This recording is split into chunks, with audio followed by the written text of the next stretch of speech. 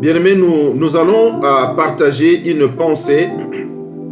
Nous allons partager une pensée sur laquelle nous allons placer nos points de prière d'aujourd'hui.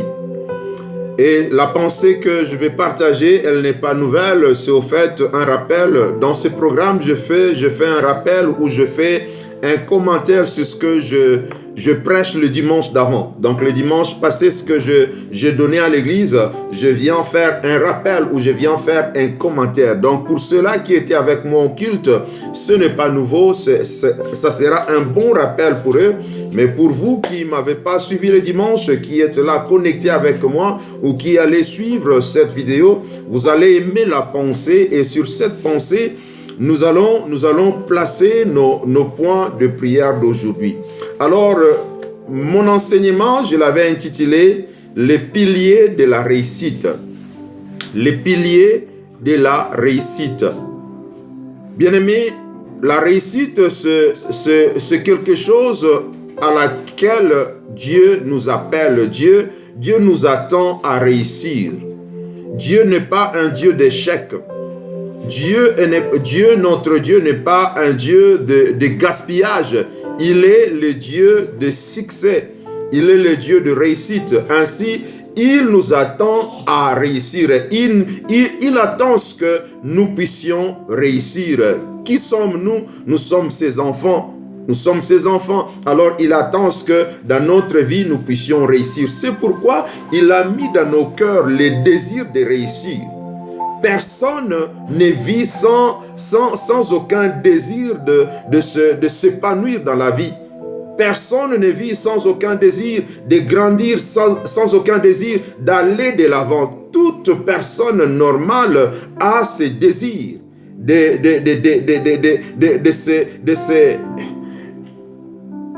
de s'épanouir, d'avancer dans la vie, de grandir, de faire des choses de mieux en mieux. Tout le monde a ces désirs-là. Dieu l'a créé dans nos cœurs. Dieu l'a créé dans nos cœurs. C'est pourquoi la Bible dit, il est celui qui nous amène de gloire en gloire. Dieu ne nous veut pas reculer, mais Dieu nous veut avancer. Dieu nous veut avancer. Et bien aimé, dans les enseignements précédents, j'avais démontré encore que la vraie réussite vient de l'obéissance à la parole de Dieu. Bien-aimé, sans obéissance à la parole de Dieu, là où il n'y a pas d'obéissance à la parole de Dieu, on peut déjà oublier la réussite. La réussite, selon le principe de Dieu, on peut déjà l'oublier.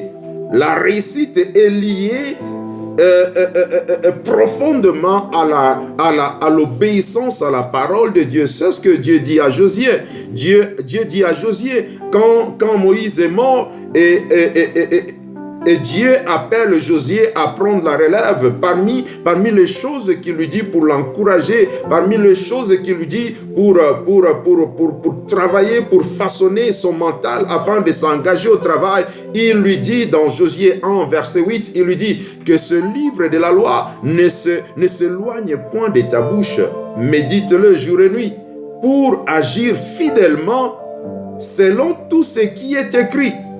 Car c'est alors que tu auras du succès dans tes entreprises. C'est alors que tu réussiras. Bien-aimé, la réussite de Josué dépendait de son obéissance à la parole de Dieu. La réussite de Josué était proportionnelle, était conditionnée à son obéissance à la parole de Dieu. Bien-aimé, là où il n'y a pas d'obéissance, là où il n'y a pas de respect de la parole de Dieu, il n'y aura point de réussite. On peut réussir selon le monde, parce que le monde voit ce qui frappe aux yeux, mais Dieu regarde le cœur. Dieu regarde le cœur. On peut réussir devant le monde et être perdant, être nul devant Dieu. Mais si nous voulons réussir selon le plan de Dieu, selon le projet de Dieu, parce que tout humain ne vit pas pour lui-même. Tout humain ne vit pas pour lui. Au fait, tout être vivant ne vit pas pour lui-même. Nous n'existons pas, nous ne vivons pas pour nous-mêmes. Nous vivons pour Dieu. N'est-ce pas que Salomon dit que Dieu a tout créé pour lui-même? Dans Salomon, plutôt dans Proverbe 16, verset 4, vous allez le voir. Dieu a tout créé pour lui-même. Donc tout individu, tout humain, tout être vivant existe, même la nature existe pour Dieu. Tout existe pour Dieu. Alors, si nous voulons réussir selon le plan de Dieu dans nos vies, bien-aimés, la clé, c'est l'obéissance à la parole de Dieu.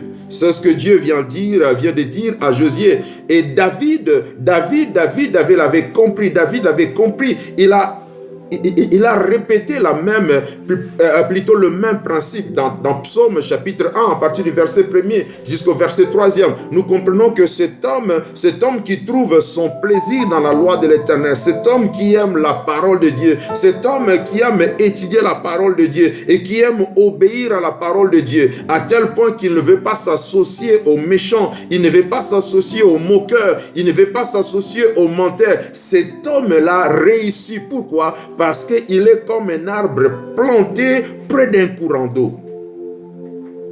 Il produit le fruit en sa saison. Même quand il y a la sécheresse ailleurs, lui, parce qu'il est auprès d'un cours d'eau, il ne sèche pas. Pourquoi? Parce qu'il soutire des eaux, il soutire de la terre fertile, ce dont il a besoin pour reproduire. Bien-aimé, de même manière, quand nous obéissons à Dieu, quand nous obéissons à la parole de Dieu, nous sommes comme cet arbre-là. Et David le dit, cet arbre-là ne connaîtra jamais sécheresse. Son feuillage ne flétrit point. Bien-aimé, l'obéissance à la parole de Dieu nous garantit la réussite. Jésus-Christ répète la même pensée dans Jean chapitre 15, verset 4-5, là où il dit que je suis le cep, vous êtes le serment. Les serments ne peuvent pas porter du fruit s'ils se détachent du cep. Les branches ne peuvent pas reproduire si elles se détachent du tronc, si elles se détachent de l'arbre.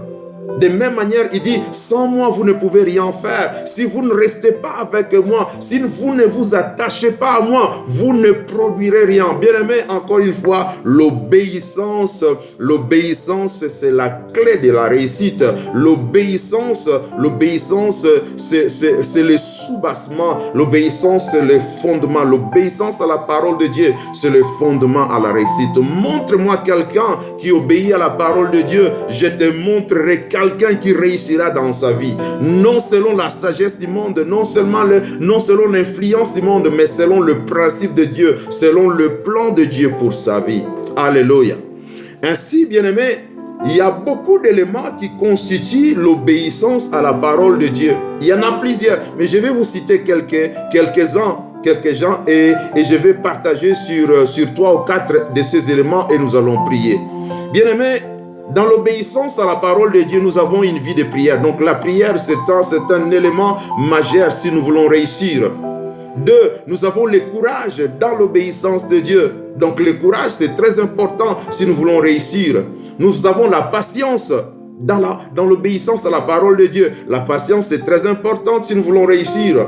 Nous voulons la persévérance comme étant un élément que la parole de Dieu nous recommande. Donc, la patience, si nous voulons réussir dans la vie, il faut la persévérance. Nous avons la prudence dans la parole de Dieu. La réussite exige la prudence. Nous avons l'humilité. La parole de Dieu nous apprend l'humilité, nous enseigne l'humilité. Donc, la réussite exige l'humilité. Nous avons le respect des autres. La parole de Dieu nous apprend à être respectueux. Donc, si nous voulons réussir, il faut respecter les autres. Et nous avons la passion. La parole de Dieu nous apprend la passion. La parole de Dieu nous apprend la discipline. La parole de Dieu nous apprend la planification. Et la parole de Dieu nous apprend de nous outiller, de nous équiper correctement. Bien-aimés, tous ces éléments-là sont importants si nous voulons réussir dans la vie.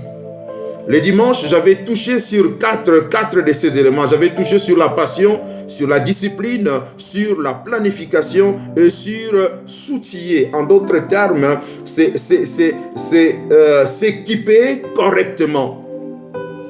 Ces 4 éléments-là sont hyper importants. Bien aimé, ces éléments peuvent paraître banals, peuvent paraître négligeables, mais ils jouent un grand rôle, bien aimé. Dans la réussite d'un individu, dans la réussite d'une personne, bien aimée, ces éléments, tous ces éléments que je viens de citer, commençant par la prière, le courage, patience, persévérance, prudence, humilité, respect, tout ça sont très importants. Mais les 4 là sont un peu négligés. Ces éléments-là sont, la passion est négligée, la discipline est souvent négligée, la planification est beaucoup négligée et s'outiller est extrêmement négligé dans la vie de plusieurs. Pourtant, ils sont importants. Bien aimé, la passion c'est quoi? Moi, je définis la passion comme étant l'amour de bien faire ce qu'on fait. L'amour de bien faire ce qu'on fait. Et ceci dans tous les domaines de la vie. Dans tous les domaines de la vie. Dans le livre d'Ecclésiaste, Ecclésiaste chapitre 9, verset 10, Ecclésiaste chapitre 9, verset 10, écoutez ce que le roi Salomon dit. Il dit, tout ce que ta main trouve à faire, fais-le selon ton pouvoir. Il y a une autre version qui dit, fais-le avec ta force. Fais-le avec ton pouvoir, fais-le avec ta force. En d'autres termes, fais-le avec toutes les capacités. Bien-aimés, ce que nous faisons, nous devons le faire avec toute capacité. En d'autres termes, nous devons très bien le faire. Or, ceci, c'est l'expression, c'est l'expression de la passion. La passion qui est l'amour de bien faire ce qu'on fait. Ce qu'on est en train de faire, nous devons très bien le faire. Bien-aimé, ce que je suis en train de faire là, je dois très bien le faire. Je dois avoir l'amour de très bien le faire. Si je vais réussir selon le plan, selon le projet que Dieu m'a donné, je dois aimer ce que je suis en train de faire là. Et ceci s'applique dans tous les domaines, à partir de la maison. Dans le mariage, nous devons aimer être dans nos mariages. Bien aimé, beaucoup de mariages ont perdu la passion. Beaucoup de mariages ont perdu la passion. C'est pourquoi nous avons beaucoup de problèmes dans la société, dans les couples, parce que la passion n'y est plus. La passion est partie. On est là juste pour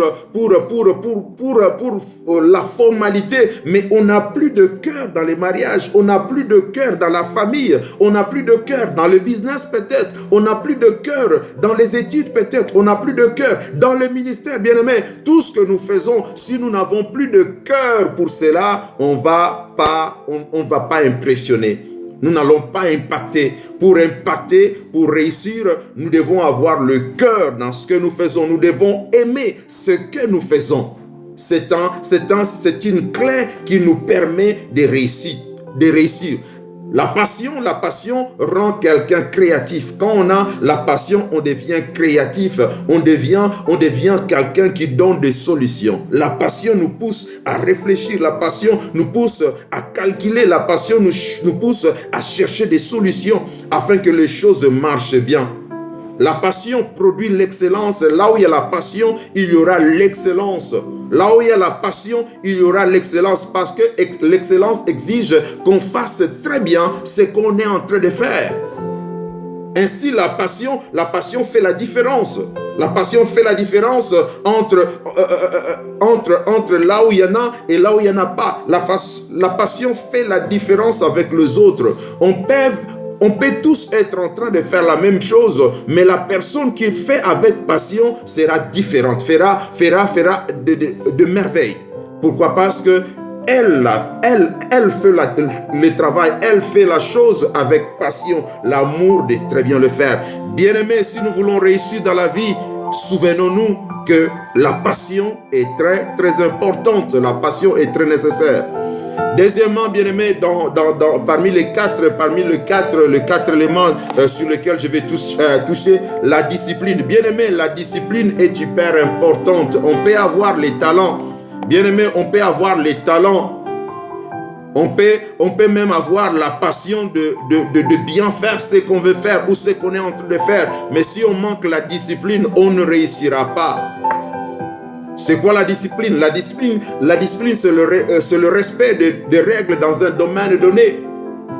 La discipline, c'est le respect des règles dans ces domaines-là où Dieu nous a placés stratégiquement, dans cette relation-là où Dieu nous a placés, dans ce ministère-là, dans cette famille-là, dans ces études-là, dans ce que nous faisons là, où Dieu nous a placés stratégiquement. Nous devons respecter des règles. Nous devons respecter les règles. S'il n'y a pas le respect des règles, nous n'allons pas discipliner, plutôt nous ne serons pas disciplinés, ainsi nous n'influencerons pas, nous n'impacterons pas. Pour exceller, bien-aimés, pour réussir, il nous faut la discipline dans les domaines où nous sommes, dans cette relation-là, dans ce travail-là, dans ces études-là, dans cette formation-là, dans cette démarche-là, bien-aimés, il nous faut respecter des règles. Nous devons respecter des règles. Nous devons être disciplinés. Quand on est discipliné, bien-aimé, on ne parle pas n'importe comment, on ne mange pas n'importe comment, on ne boit pas n'importe comment, on ne s'habille pas n'importe comment, on ne marche pas n'importe comment, on ne s'associe pas avec n'importe qui, mais on se conforme aux disciplines du domaine précis où nous sommes. L'apôtre Paul nous les dit clairement dans 1 Corinthiens, je ne vais pas lire, je vous donne juste le verset. Dans 1 Corinthiens chapitre 9, à partir du verset 24 au verset 27e, il nous donne une belle illustration. Il nous parle des athlètes. Les athlètes, pour bien se performer, ils se disciplinent. Ils se mettent dans des conditions où ils se préservent. Ils ne font pas n'importe quoi. Ils ne se comportent pas n'importe comment parce qu'ils savent qu'ils ont peut-être un championnat, ils ont peut-être un match ou quelque chose où ils doivent performer. Il se discipline de même manière lui aussi dans son travail d'apostolat, dans son travail apostolique. Il ne se comportait pas n'importe comment. Il ne faisait pas n'importe quoi. Au verset 27, il dit, mais je traite durement mon corps et je le tiens assujetti, de peur d'être moi-même rejeté après avoir prêché aux autres. L'apôtre Paul dit, il discipline son corps, il traite durement son corps parce qu'il ne voulait pas perdre, il ne voulait pas faire entrer les autres au royaume, au ciel et lui-même être perdant. Non, parce qu'il voulait réussir, il s'est discipliné. Bien-aimé, si nous voulons réussir, une autre clé, c'est la discipline. On doit se discipliner. Nous devons nous discipliner. Là où nous sommes, dans ce que nous faisons, nous devons respecter les règles. Quand le joueur du football dans un match, il ne respecte pas des règles, ils sont sanctionnés. Dans un match, c'est pourquoi nous voyons des cartons jaunes, des cartons rouges. Quand on ne respecte pas de règles, quand on ne respecte pas des lois, on est sanctionné. Même dans la conduite, quand on ne respecte pas le code, quand on ne respecte pas les règles de la route, on est sanctionné. De même manière, dans notre marche avec le Seigneur, nous devons avoir la discipline. Dans tout ce que nous faisons, nous devons le faire avec discipline si nous voulons réussir, si nous voulons aller de l'avant. La discipline, c'est très important. Nous devons apprendre à faire ce qu'il faut, quand il faut et comment il le faut. C'est ça la discipline, se faire ce qu'il faut, quand il faut et comme il faut, pardon. On peut faire une bonne chose, mais si on ne le fait pas au bon moment, ce n'est pas bien. On peut faire une bonne chose, mais si on ne le fait pas là où il faut, ce n'est pas bien. Donc nous devons être disciplinés, bien-aimés. Nous devons nous discipliner si nous voulons aller loin, si nous voulons réussir, si nous voulons impacter dans ce que nous faisons. Et troisièmement, la planification. Bien-aimés, nous devons apprendre à planifier les choses. Ne faisons pas les choses juste par accident. Ne faisons pas les choses par habitude. Nous devons planifier, nous devons programmer des choses. Dieu n'a pas tout créé le même jour. Dieu a créé pendant 6 jours. Nous avons beaucoup d'exemples de la planification dans la Bible. Jésus-Christ nous parle de la planification dans le livre de Luc, chapitre 14, à partir du verset 26 jusqu'au verset 32. Jésus-Christ nous parle de s'asseoir et calculer les choses avant de bâtir une maison. On ne peut pas juste se mettre à bâtir une maison sans avoir au préalable calculé les coûts. On ne peut pas se mettre à faire des choses sans avoir pris le temps de réfléchir, sans avoir pris le temps de calculer, de mesurer les avantages et les dangers ou les risques. Bien-aimés, nous devons savoir planifier les choses. Planifions bien les choses. Planifions bien les choses dans tous les domaines, dans le mariage, dans la famille, au travail, dans les études. Partout où nous sommes, ça demande la planification. Nous devons savoir planifier des choses. Nous devons savoir mettre des choses en ordre. Ne faisons pas les choses par habitude, juste par instinct. Non, faisons des choses d'une manière planifiée et ça va nous aider à réussir. Et le dernier élément, c'est s'équiper ou s'outiller. Nous devons, bien aimés, nous outiller, nous devons nous équiper. Là où nous sommes, dans ce que Dieu nous a placé, nous devons nous outiller, nous devons nous équiper. On peut avoir les talents, on peut avoir la passion, on peut être discipliné, on peut même planifier des choses, mais si on n'est pas outillé, si on on ne s'équipe pas, bien aimé, on risque d'échouer. On peut avoir l'opportunité dans un travail, mais si on n'est pas préparé pour le travail là, on risque d'être révoqué. Parce que pour faire le travail, il faut s'y prendre, il faut s'y connaître. On n'emploie pas juste les gens pour le plaisir de les employer. On emploie des gens pour qu'ils donnent le rendement, pour qu'ils donnent la performance. Dans tout ce que nous faisons, nous devons nous outiller, nous devons nous équiper, nous devons nous préparer. C'est très important, bien-aimé. Si aujourd'hui je venais juste sachant que je suis en direct et je vais parler et je ne viens pas avec une exhortation organisée, une exhortation bien planifiée, je vais raconter n'importe quoi. Mais pour que je donne sens à ce que je suis en train de présenter, il faut que ça soit préparé. Il faut que ça soit bien organisé. C'est de cette manière-là que vous serez bénis quand vous m'écoutez. Mais quand je viens juste comme ça, sans planification, sans m'équiper, je ne suis pas préparé, je n'ai pas révisé ma leçon, je commence à parler, ça va vous dégoûter.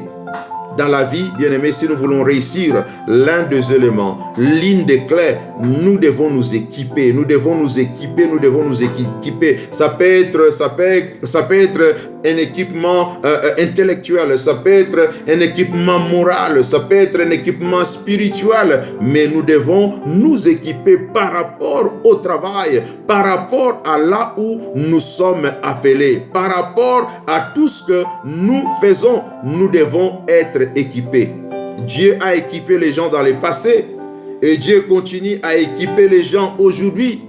C'est pourquoi Jacques 1, versets 16 et 17, nous apprend que toute grâce excellente et tout don parfait descendent de Dieu. Dieu donne des grâces excellentes, des dons parfaits pour que la personne fasse le travail comme il faut.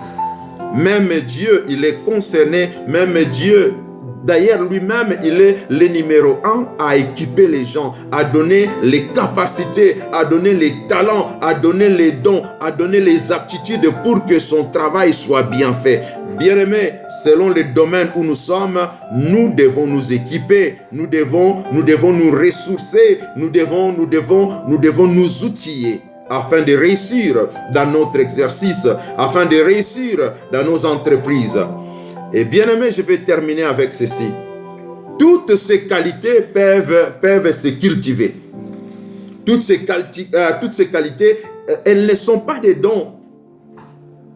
Ce sont des aptitudes, ce sont de vertus que nous pouvons cultiver, que nous pouvons développer. Alors si nous sommes sérieux, si nous voulons réussir, développons toutes ces qualités. Je termine avec ceci dans le livre de 1 Corinthiens. 1 Corinthiens chapitre 15, le verset 58. 1 Corinthiens 15, 58 dit ceci.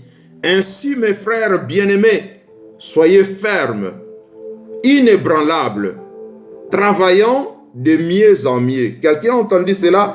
Travaillant de mieux en mieux à l'œuvre du Seigneur, sachant que notre travail ne sera pas vain dans le Seigneur. Ce qui m'intéresse là où l'apôtre dit travaillant de mieux en mieux.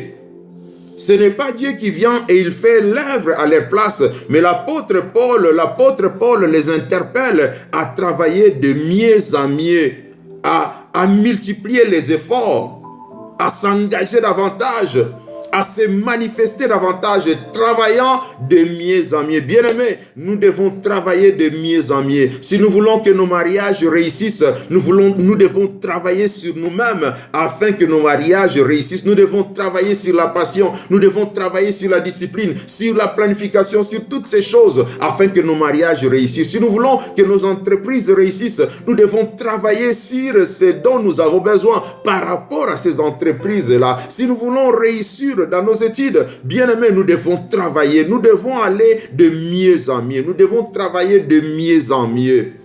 C'est ça la pensée que le Seigneur a pour nous. Si nous voulons réussir, bien-aimés, nous devons mettre ces choses en application dans nos vies. Nous devons travailler sur la passion, nous devons travailler sur la discipline, nous devons travailler sur la planification, nous devons travailler sur les outils dont nous avons besoin.